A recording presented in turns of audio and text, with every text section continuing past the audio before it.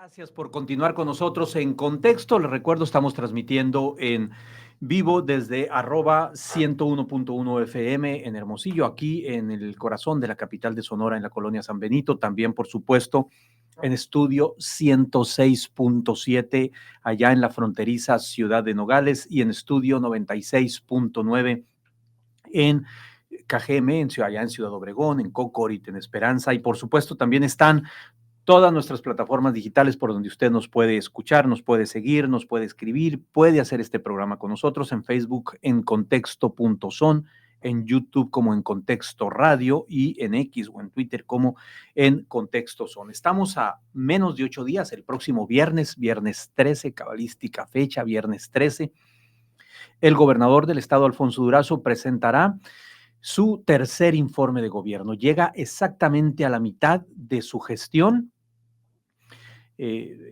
Se cumplirá con lo que el mandato constitucional señala, menciona que hay que entregar el informe al Poder Legislativo y entiendo que de allí se trasladará, ahí brincará nada más, cruzará la calle al Auditorio Cívico del Estado, hasta donde entiendo así va a ser, para dirigir un mensaje sobre pues lo que él considera se ha avanzado en Sonora en este tercer año. Debería de ser un informe del tercer año, seguramente hará el recuento de los tres, para platicar un poco sobre cómo ha venido caminando Sonora en este tiempo.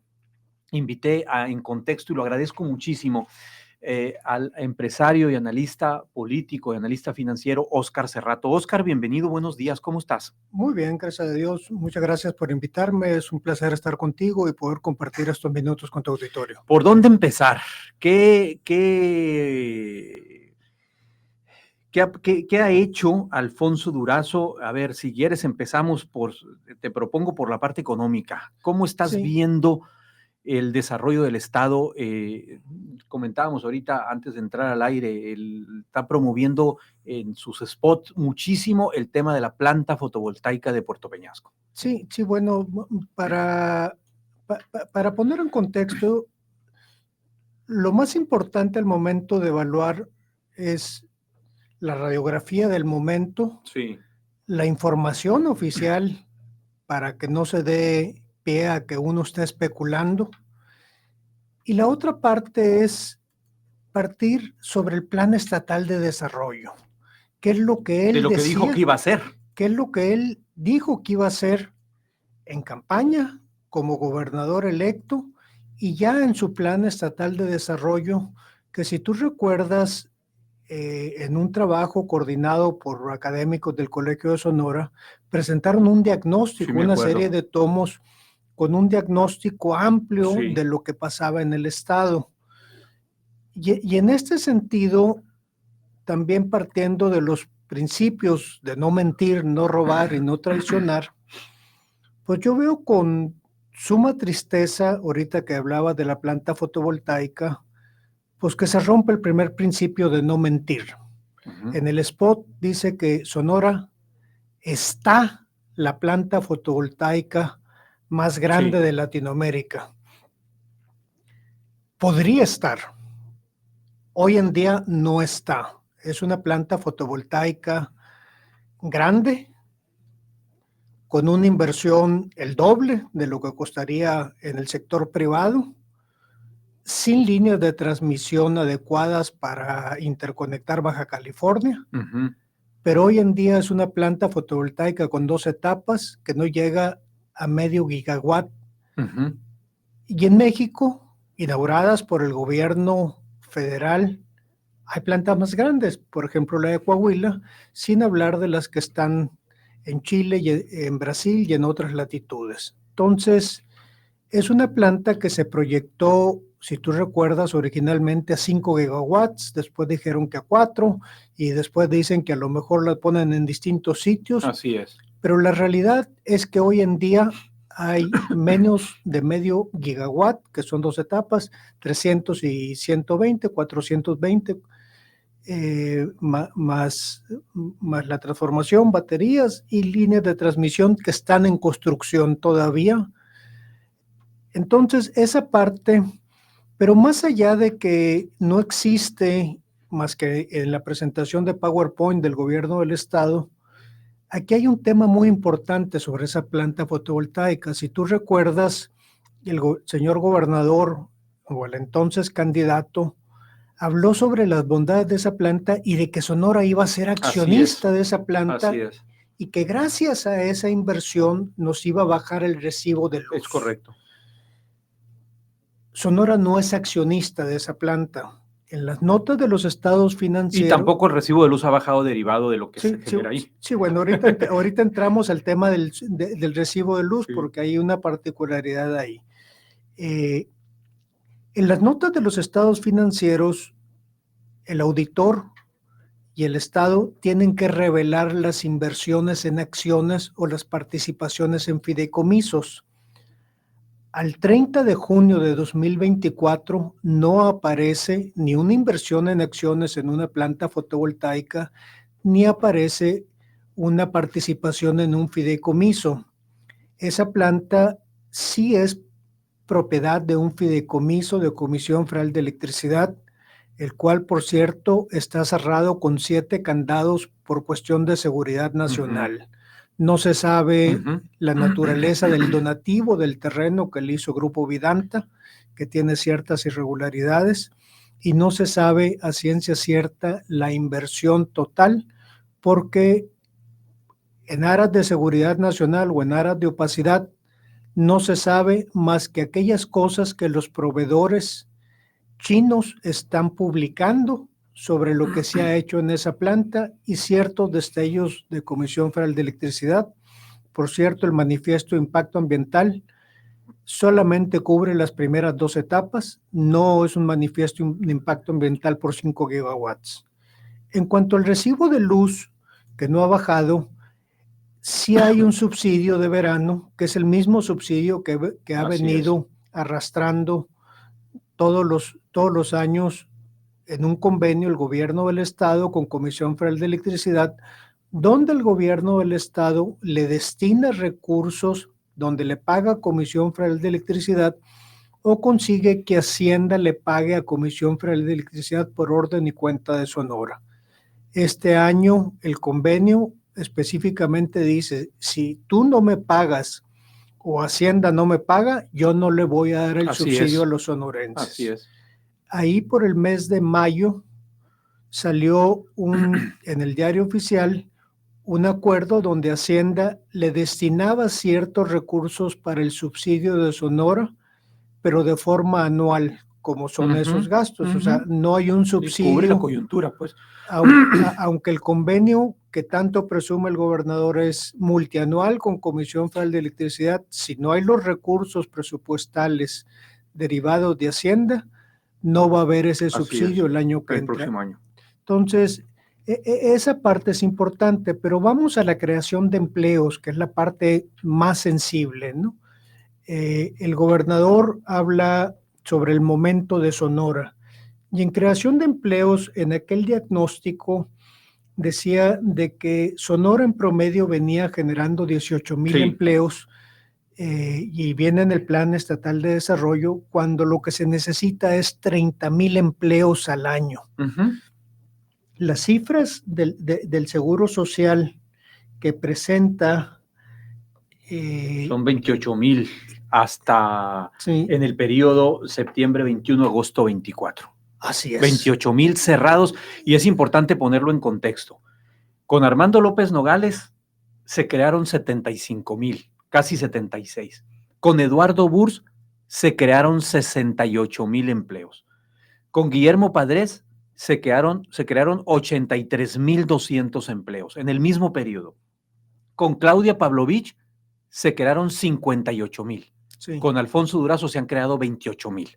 Por mucho es el gobierno que menos condiciones, digamos, no crea empleos, que menos condiciones ha establecido para que haya empleos en Sonora en los últimos 1, 2, 3, 4, 5 sexenios. 5 sexenios. Con mucho. Sí. Y aquí es importante que esas cifras son cifras oficiales. Correcto, sí, son cifras del Seguro Social, es el acumulado en el IMSS. Es el acumulado del IMSS. Y el otro punto es que si tú lees el Plan Estatal de Desarrollo, Él dice claramente, se necesitan crear 30,000 empleos al año. Así es.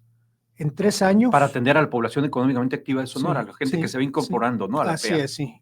En 3 años no hemos logrado que se creen 30,000. 30,000 empleos.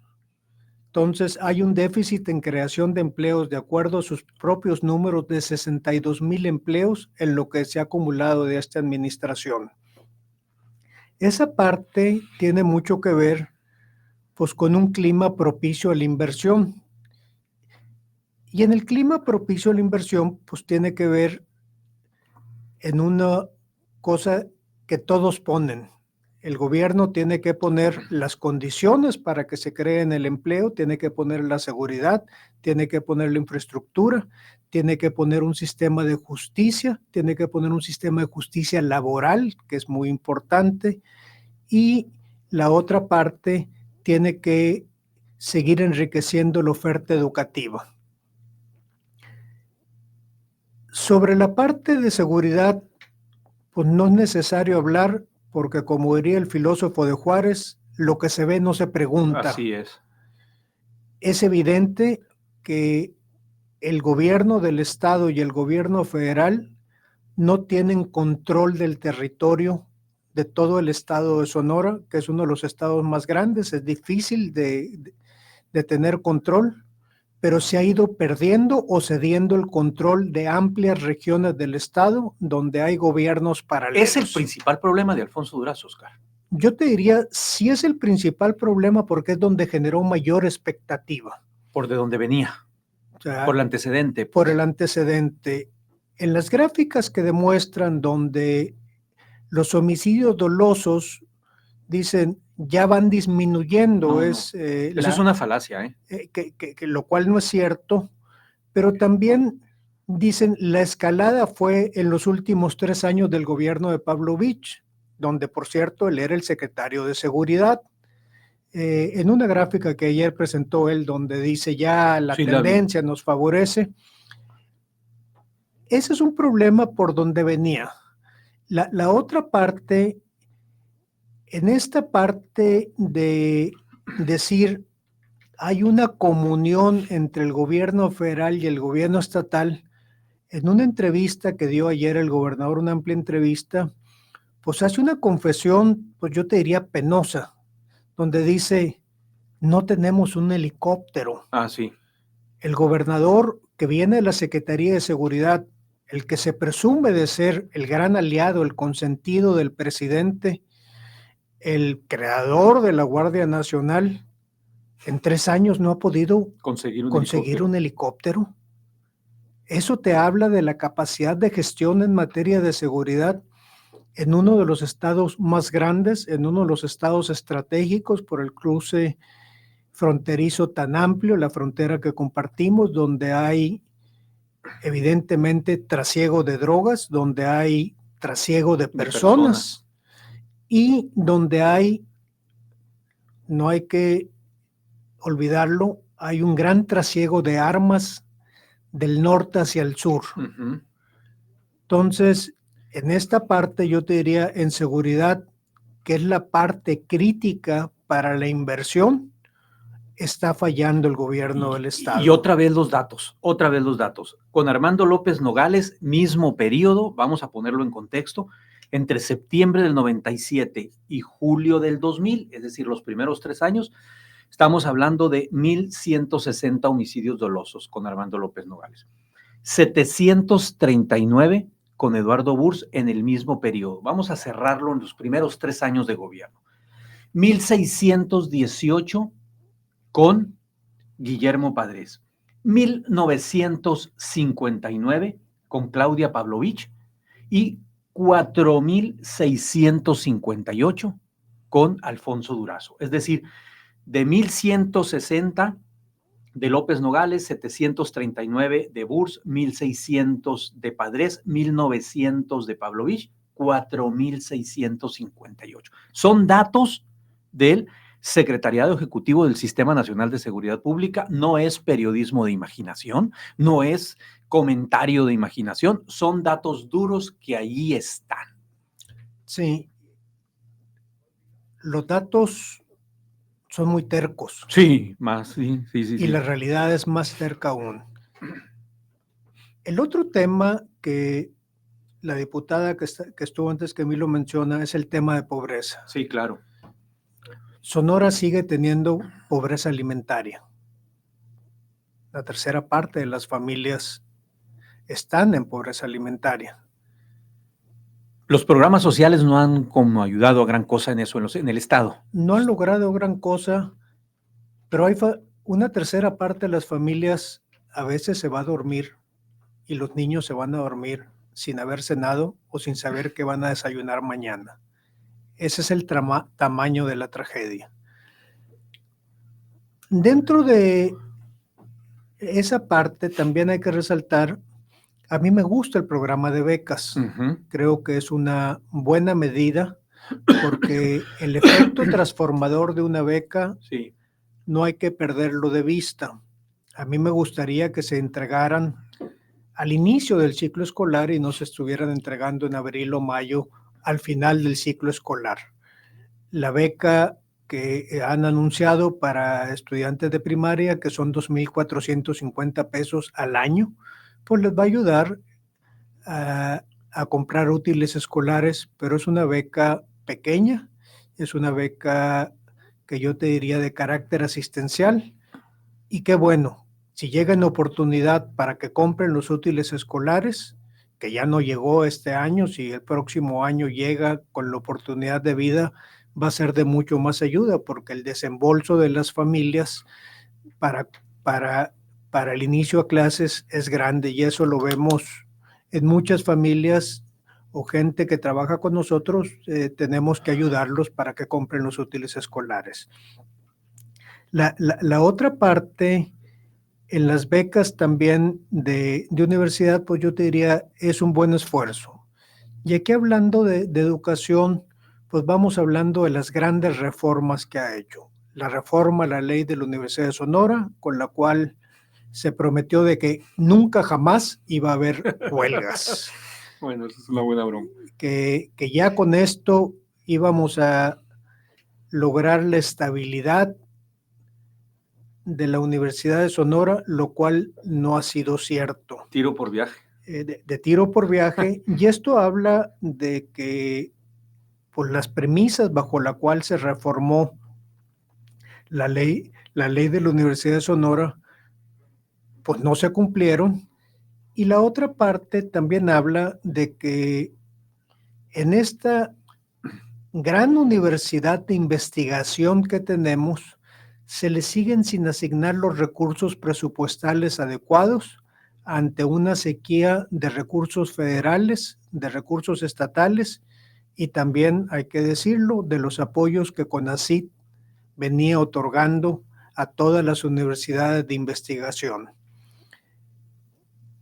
Universidad de Sonora, que es el gran semillero no nada más de profesionistas, sino de investigación aplicada a nuestro entorno, pues está corriendo el riesgo de perder ese impulso y ese ranking que tenía a nivel nacional. Afortunadamente hay grandes docentes, hay grandes investigadores y sobre todo hay estudiantes con mucho entusiasmo que la mantienen en pie, pero ojo, hay que voltear a ver al sistema educativo de educación superior de Sonora, porque esa es la fuente de competitividad que hace que las empresas vengan a instalarse a Sonora, porque hay mano de obra calificada, hay profesionistas calificados, y por qué no decirlo, los profesionistas egresados de la Universidad de Sonora compiten contra cualquier universidad del mundo. Así y eso es. Lo hemos visto y hay muchos ejemplos. Oscar, me quedan 5 minutitos, qué rápido se fue el tiempo. Yo quisiera tratar 2 temas contigo así de manera muy puntual. Empezabas hablando de la planta de energía de Puerto Peñasco. Sin duda fue como la punta de lanza para presentar o para empaquetar, si me permites la expresión coloquial, lo que conocemos ahora como el Plan Sonora de Energías Sostenibles. La primera pregunta y muy puntual que te hago, ¿alcanzas a ver, eres empresario también, en ese Plan Sonora algún tangible, algo que beneficie al Estado, o es un asunto que todavía está en proceso, que es más retórica que otra cosa? ¿Cómo lo ves? Número uno. Y número dos, porque también habló en esta entrevista que hizo ayer el gobernador con el colega Juan Carlos Zúñiga, del ajuste de cuentas con el pasado. ¿Qué pendientes traemos allí? Bueno, te iba a decir, se especula, ¿no? Ayer lo dejó muy claro. La salida de Guillermo Noriega, que se había especulado que era un asunto más personal, etcétera, fue porque aparentemente dejó prescribir la operación Zafiro y el envío de recursos de dinero del gobierno del estado para operar campañas políticas en el PRI. Sí, bueno, el Plan Sonora es una literal sopa de piedra, como aquella fábula, donde van echando todo lo que se les pasa por enfrente. El Plan Sonora no ha pasado de una presentación en PowerPoint, porque sus ejes centrales, que es la planta fotovoltaica, que es un proyecto federal. El litio. El litio, que no existe porque no hay extracción de litio, que es una dependencia federal que nadie sabe si vive o muere. Cuyo presupuesto solamente le alcanza para pagar los gastos, pero no tiene ni de exploración, ni de explotación, ni de investigación. La parte de electromovilidad, la parte de semiconductores, la parte de... El puerto de Guaymas, la modernización del puerto de Guaymas forma parte de ese proyecto. La parte de modernización del puerto de Guaymas, no hay que confundir un puerto con un muelle. Tenemos un muelle en Guaymas para que sea un puerto que pueda mover que tenga una gran capacidad. El puerto de Guaymas sigue sin tener grúas para descargar contenedores, y esa es una parte importantísima. Claro. La parte del ferrocarril, que en un cambio de ruta donde dicen ya no va a pasar por Nogales, Arizona no está cambiando la vía. Están nada más cambiando el cuello de botella de un lugar a otro, en una inversión que nadie esperaba, que nadie quería, que no va a servir. Muy opaca además. Con un dinero destinado a Baja California, a Otay, muy opaca, pero en vez de negociar con el gobierno de Estados Unidos que se cree una gran aduana ferroviaria, pues ellos dijeron, voy a hacer algo de obra porque algo sobra o no sabemos por qué. En el otro tema de rendición de cuentas, es un gobierno por más opaco, es un gobierno que se niega a transparentar, y si tú recuerdas, dentro de los primeros movimientos que hizo el gobernador en su primer año y le están rindiendo frutos, es capturar todos los órganos. Capturó Poder Judicial, capturó Instituto Sonorense de Transparencia y Acceso a la Información, capturó el ISAF, entre otros. El Congreso lo tiene. El Congreso siempre lo ha tenido, y entre el ISAF, cuya titular sigue sin cumplir los requisitos de ley y está en una falta jurídica, pero el Congreso también lo está porque nomina a alguien que no cumple con los requisitos constitucionales para ser auditora mayor, y en el ISTAI, quien que no preside, tampoco cumplía con los requisitos porque en su momento era diputada suplente, y Guadalupe Tadei, que sí cumplía con los requisitos. Quienes no cumplían con los requisitos eran los diputados que votaron por ella por el conflicto de interés. En este sentido de rendición de cuentas, no ha habido rendición de cuentas ni del pasado ni del presente. Ojo con que la rendición de cuentas sea una cortina de humo cuyo fin es seguir culpando al pasado. Sí. La prescripción opera. El tratar de revivir artificialmente casos para poder buscar culpables, porque también lo dice, es que el desastre financiero que nos dejaron. Y yo lo he dicho varias veces, cuando él dice, me sorprende, pues a mí me sorprende que se sorprenda alguien que tiene 40 y tantos años en la función pública, que no conozca cuál es el estado de las finanzas del Estado, que tanto dice querer y que tanto aspiró a gobernar y que aún no lo hace. Prometió ahorros de 4.500 millones de pesos, que en base a eso iba a ser obra. La obra con dinero del gobierno del estado no ha superado los 3.000 millones de pesos en cada uno de los años. La obra de infraestructura ha sido raquítica y, por cierto, también prometió no endeudarse. Lleva un 12% de deuda más de septiembre a junio, de septiembre de 2021 a junio. También ha coqueteado con que dice, oye, voy a pedir un crédito para hacer un nuevo Hospital Chávez, y está hablando de grandes créditos porque no le alcanza. También prometió no subir los impuestos, ya subió el impuesto sobre nómina, y ayer en la entrevista con Juan Carlos Zúñiga coquetea con una gran reforma fiscal. Va a tratar de subir los impuestos porque tristemente en participaciones federales a junio de este año, el estado de Sonora está entre los más rezagados en el país.